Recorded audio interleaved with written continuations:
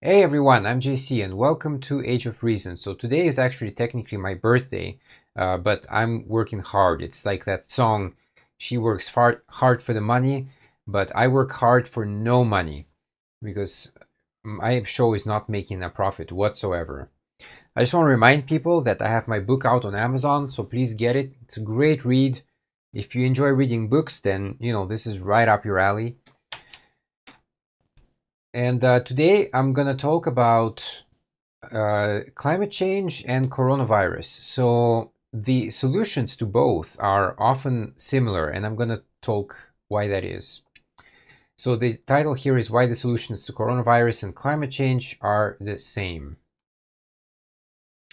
The global spread of the coronavirus is intricately intertwined with the climate crisis. It is a problem exacerbated and likely brought on by environmental degradation of our own making, and how we respond to it could impact the health of the planet and everyone in it in ways that reverberate for generations to come. So I commented on that on the last show. I said, you look at, for example, the Trump administration, and they passed like $1 trillion packages, which mostly went to bail out the companies and not the people. People need money right now. People need to pay the rent, etc., food, and yeah, so they gave that money to corporations like the airline industry. The airline industry is heavy polluter. I'm not in favor of it whatsoever. So should you let it die? Well, I don't know. That depends how you view the future. Because if you look at the transportation of the future, then why not start investing in it right now? So instead, we invested money back into these archaic corporations. And it's true that we don't know the true impact of that yet. Global recession, most likely. You have you have many trillions of dollars in the hole suddenly. Most likely it's going to be an economic recession, big one too. The economic slowdown has temporarily led to cleaner air and resurgence of wildlife in some cities hard hit by the virus. So, and in some cases this is fake news, because I know that somebody shared like a dolphin in Venice, and that was fake. Okay, there's no dolphins in Venice, but there you can see more clearly through the water there, and I think they saw jellyfish in there. So there's that, but the dolphin thing is not real.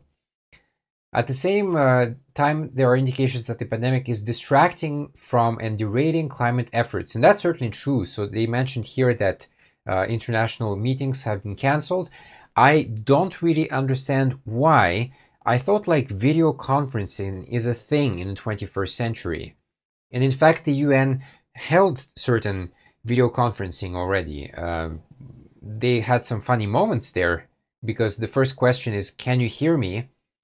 But they did do it, so I don't really see why it's canceled. Probably because they try to, if you're a corporation that depends on polluting the planet, then in your case, you have to do everything in your power to keep delaying these negotiations, because you have to keep polluting until that happens. So yeah, that's one strategy that they use.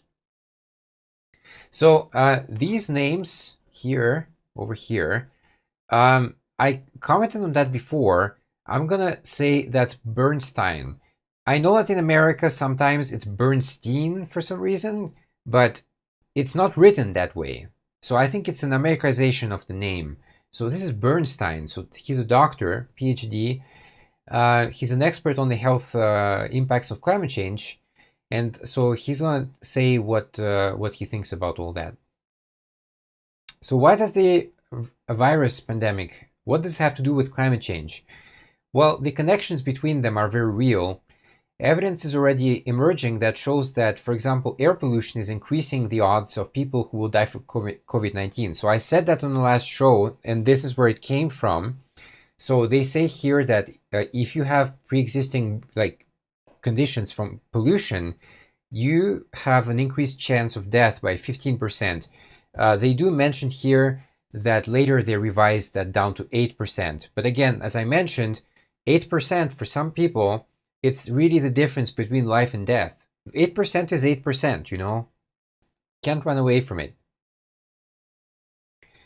We know that the air pollution in the US is from burning fossil fuels, burning gas in cars, burning coal in power plants overwhelmingly, and that pollution is killing people with COVID.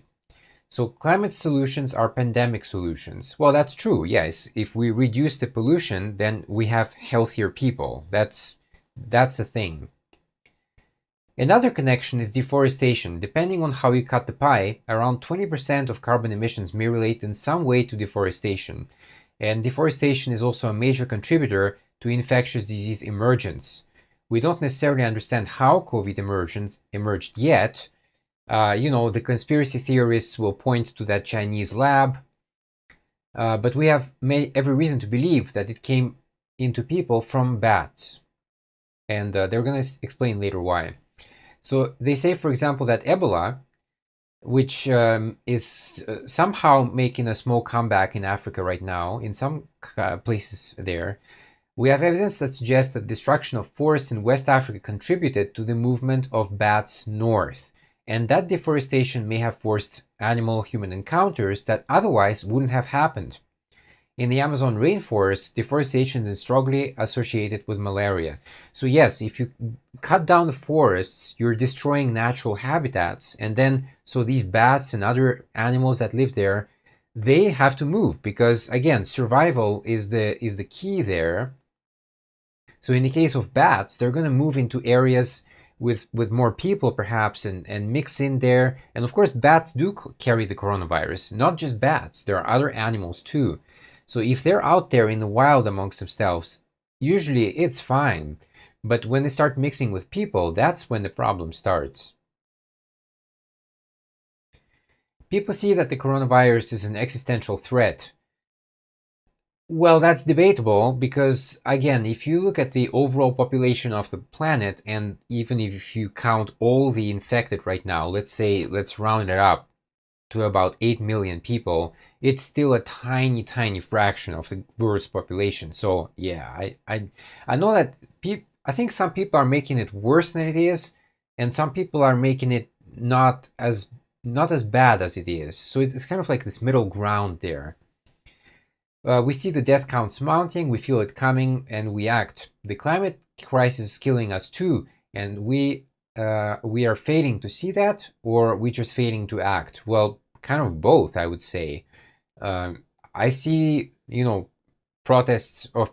It's kind of interesting because we have people protesting the COVID-19 because those people are just tired. So these are like assholes, okay? Like screw them.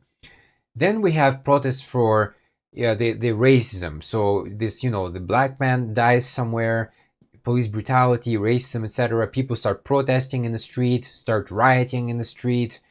And when it comes to climate change, it's not really moving very quickly at all. We have, and again, I don't think that the people are fairly represented. So climate change is going to affect the poor people most of all. They're the most vulnerable people. So instead, we have a spokesperson who is Greta Thunberg, and she comes from Sweden. She's white. In Sweden, I think they have universal health care. I'm not sure, but they might have like public free tuition colleges and stuff like that. So she's doing well. She is not like representative of the people who are really suffering from it on a daily basis. Just have to be said. The medical establishment has been wildly ineffective at preventing obesity, so they're just mentioning obesity as one pre-existing condition here. What does it take? So people have to eat less red meat. Well, in my case, I already am. I had some kind of horrible food poisoning, and I just can't eat certain foods anymore. And like beef, for example, is on that not to eat list. So I'm already kind of contributing. Not by choice, but just by circumstance. We have to eat more and less unprocessed plants. More unprocessed plants, sorry. Less processed meat, it says. That's good for the climate, that's good for obesity. Well, sure, less fat people around is so much better for everything. We need to get people out of cars, which they're sitting in by themselves, sitting in traffic for hours on end, which is immensely damaging to health. And at least carpooling, but ideally we have to develop more public transport and encourage biking and walking if it's possible. So I was in Moscow about 10 years ago, and my cousin there, we were driving from the airport to an apartment, and he told me that basically about 30 years ago, not everybody in Moscow could afford a car. But now even a secretary, like a low-paid secretary, can afford a car. So you get one person per one car. And that's a huge issue there. I mean, they have like huge traffic jams in Moscow, and just like in America, in LA, etc. So this is not something like new, but this one person per one car, that is very damaging indeed. In trying to stop the spread of coronavirus, we are incidentally benefiting the climate. We're consuming less, producing less, flying and driving less, and we're seeing lower air pollution around cities. And people looked at that and they said, okay, wow, that's great. We have defeated climate change. I know people who think like that. Unfortunately, they're out there. And they don't understand that the fight is just beginning. The reality of the situation is that, yes, we might see a tiny drop in emissions, that period, let's say like January 2020 to about May 2020. Just like we saw a small dip in emissions when the economic crisis hit back in 2009. I talked about that on the previous show. My shows kind of build on the previous shows, so please watch them, because your questions have probably been answered elsewhere already, and I don't want to repeat myself too often. What we're looking at right now in the reality is there's so much air pollution, and it's embedded in the business, the way that we're doing business right now. So if we stop so much pollution, we improve the lives of people. That's true. Yep, okay. So 3 years ago, I'm not exactly sure because I don't follow too much. So I'm not sure how his name is pronounced. It should be Fauci or Fauci. Let's go with Fauci. So Dr. Fauci predicted that we'd get hit with an infectious disease outbreak. So 3 years ago, he said that. And guess what? We didn't pay attention. Chinese didn't pay attention much either. Let's pretend that we all heard him and listened 3 years ago. Maybe if we started cutting emissions back then, we could have saved some people's lives by now. That's true. But we didn't do that at all. Instead, in fact, even now, people are trying to get back to normal, get back to business as usual. So let's go back to emitting as much as possible, even more. I mean, the emissions have really exploded since the 50s. If you look at the curve, it really goes up really sharply after the 50s. That's when we started to produce more. And of course, the population of the world ballooned as well. That's when it started. So air pollution is clearly driving the severity of the disease. Air pollution in the States, in the first time in decades, has gotten worse in the past 2 years. And this is because Trump and his goons in power repealed some environmental protection plans, orders. And that's why we have that. There's no surprise here whatsoever. It shouldn't shock anybody.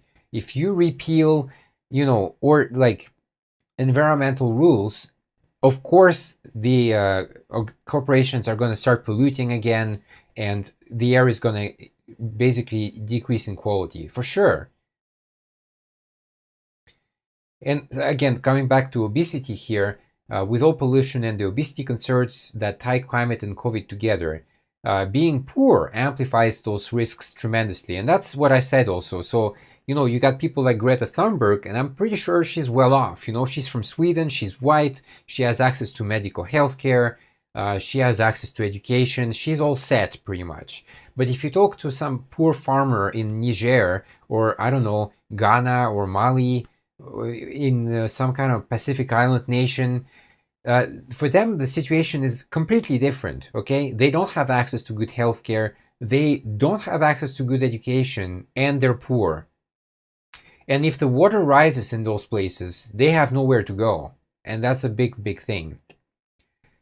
We already saw that communities in the States have been ravaged. The poor communities have been ravaged in contrast to those who are better off. And people who can work from home, these are people who are making, about 100K a year, okay? So a lot of people who are very vulnerable to COVID-19 are people who are poor, people who work paycheck to paycheck, which in the States case is about 75% of the population, of the workers, I should say. We could have had policies, for example, that made sure that poor people in this country have, are not poor, and they have access to medical health care. So yes, we could have, but guess what? We have a pro-profit plan run by the insurance companies, and they don't want that. They want to make as much money as possible because they have to pay off their CEOs huge premiums. So yes, universal healthcare. Well, Bernie Sanders talked about it. Elizabeth Warren talked about it a little bit, but I think she flip-flopped on that. Biden is not offering that at all, so that's not even on the table. So one reason not to vote for him. Andrew Yang, I think, had something like that, although I'm not entirely sure in detail what his plan was. But he also proposed UBI, and UBI would help poor people because, hey, every month we give you $1,000. And some people will say, okay, but if you start doing that, then the people who take the rent, they're going to increase the rent. So for example, from $500, it's going to be now that 1,000 that you get. That's true, but guess what? In other countries, it does not happen. And why is that? Because of strong regulation. So you have to regulate those assholes that try to do that. So in Japan too, in Japan, not all laws are perfect, but they do control certain things very well here. So the healthcare here is awesome. Very good indeed. So yeah, I'm all for providing opportunities for people and jobs. I mean, this has to be on the table. So just saying I'm not Trump, that's not enough to win a campaign. I'm sorry. You have to put something on the table, and then we have to decide whether to vote on it or not. So what can be done now to be ready for the next pandemic? Because you know that there's one coming. There's always one around the corner. Permafrost areas somewhere are thawing out. There's bacteria frozen right now, and that's going to come to the surface, and that's going to be spread by mosquitoes and ticks. So how do we prepare for that? Well, they estimate here that the government's reactions is that they spent about, I think this is in the world, they spent about $7 trillion to try to clean up this mess.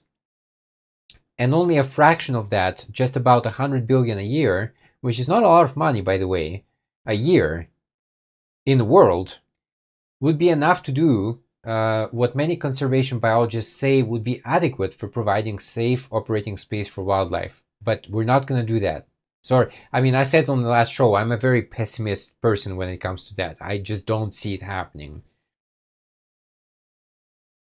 I think it just underscores that we need to refocus our attention on doing what we can to keep the diseases at bay, and that in large part means we have to combat climate change, and we have to combat the root cause of biodiversity loss, the destruction of life on Earth. And that's it for this article. So yes, look, the solutions and the reactions to climate change and COVID-19 are kind of the same. People are protesting both. The deforestation especially is very dangerous because, again, you have like the Amazon, you got like the Indonesian Amazon forest burning. First of all, they destroy forests, which we need for air, and they absorb CO2. So we lose that, we lose the ability to do that. And of course, there are animals that live there. So these animals now, because they lost their natural habitat, now they have to go somewhere else. And usually that means, because a lot of the areas now are very urbanized, that means that these insects, etc., they go into places where people live and they contaminate the people. So that's very dangerous. And that's what we have to understand here.